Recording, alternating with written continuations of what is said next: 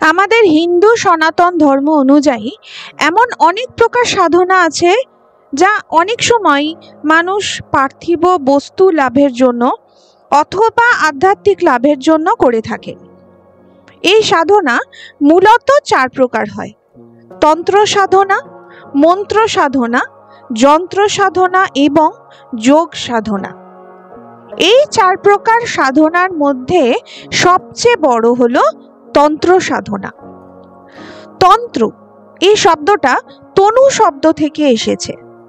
তনু অর্থাৎ শরীর, দেহকে যে ত্রাণ প্রদান করে তাই হলো তন্ত্র।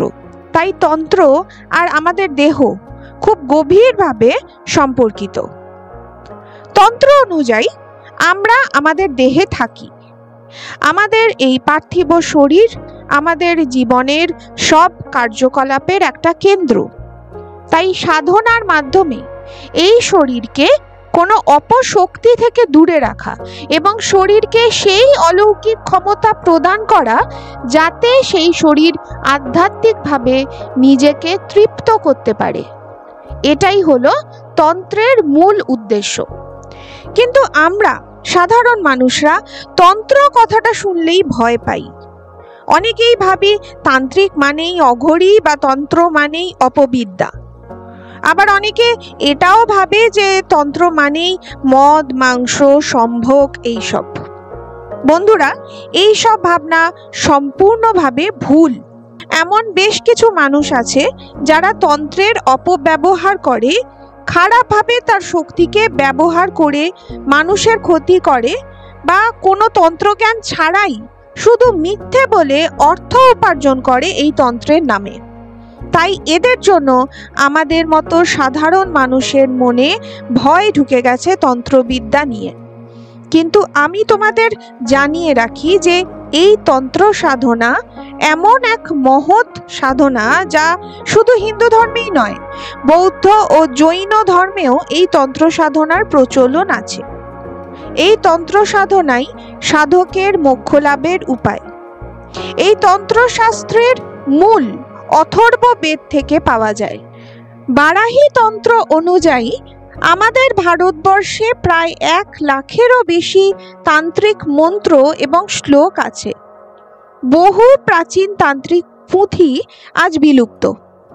মনে করা হয় এখন মাত্র 199টি পুঁথি আছে ভারতবর্ষে।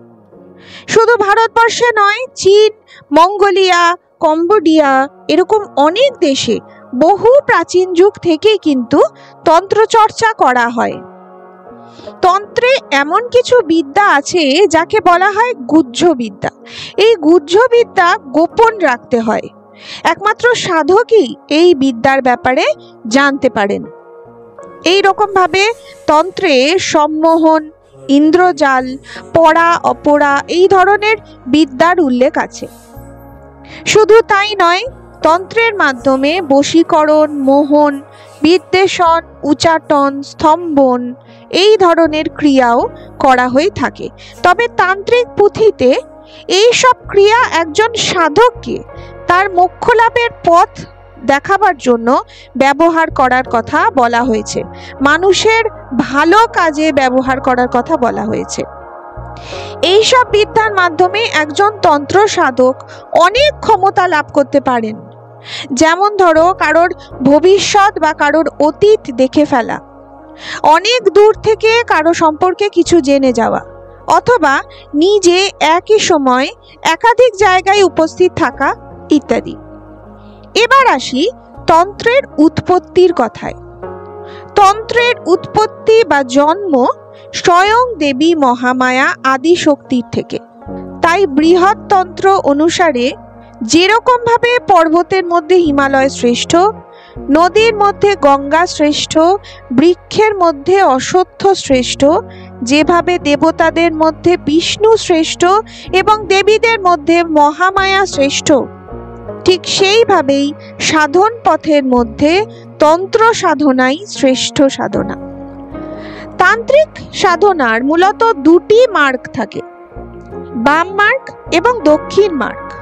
এদের মধ্যে বাম মার্গের সাধনা কিন্তু সব থেকে কঠিন। এই মার্গে ষট কর্ম করা হয়। ষট অর্থাৎ 6। এই 6 প্রকার কর্ম হলো শান্তি কর্ম, বশীকরণ, স্তম্ভন, বিদ্বেষণ, উচ্চাটন এবং মারণ ক্রিয়া। এছাড়াও আকর্ষণ, যক্ষিণী সাধনা, রসায়ন এইসব ক্রিয়াও করা হয় এই বাম মার্গে। এই তন্ত্র সাধনায় দেবী কালী, অষ্টভৈরবী, নবদুর্গা, 10 মহাবিদ্যা, 64 যোগিনী, বটুক ভৈরব, কাল ভৈরব, নাগ দেবতা এদের সাধনা করা হয়। এদের সাধনা ছাড়া পিশাচ বা পিশাচিনী, অপ্সরা, গন্ধর্ব, দৈত্য দানব, বেতাল, ডাকিনী, শাকিনী ইত্যাদি এদের সাধনা কিন্তু তন্ত্র মতে নিষিদ্ধ। সবশেষে বলবো সবচেয়ে গুরুত্বপূর্ণ কথা, কোনো সাধারণ মানুষ কি তন্ত্র সাধনা শিখতে পারে?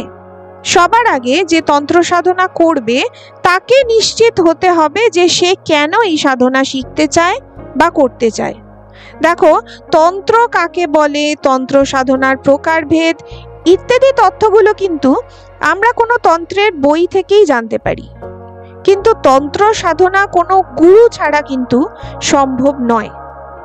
আমি এমন কিছু ঘটনার কথা জানি যেখানে 2-4টে বই পড়ে বা ইউটিউব দেখে কেউ তন্ত্র সাধনা করতে গেছিল, তাদের ভবিষ্যৎ এতটা ভয়ঙ্কর হয়ে গেছিল যে মানুষ সেটা শুনলে ভাববে যে এর থেকে মৃত্যুও ভালো ছিল। তাই সঠিক গুরুর তন্ত্র শিক্ষা ছাড়া তন্ত্র সাধনা করার অর্থ কিন্তু নিজের বিপদ নিজেই ডেকে আনা। আজকের ভিডিও কেমন লাগলো জানিও আমাদের, আর অবশ্যই লাইক, শেয়ার আর সাবস্ক্রাইব করো, আর বেল আইকনটা ক্লিক করে দিও যাতে সব ভিডিওর নোটিফিকেশন তোমার কাছে আগে যায়। আজকের মতো শুভরাত্রি।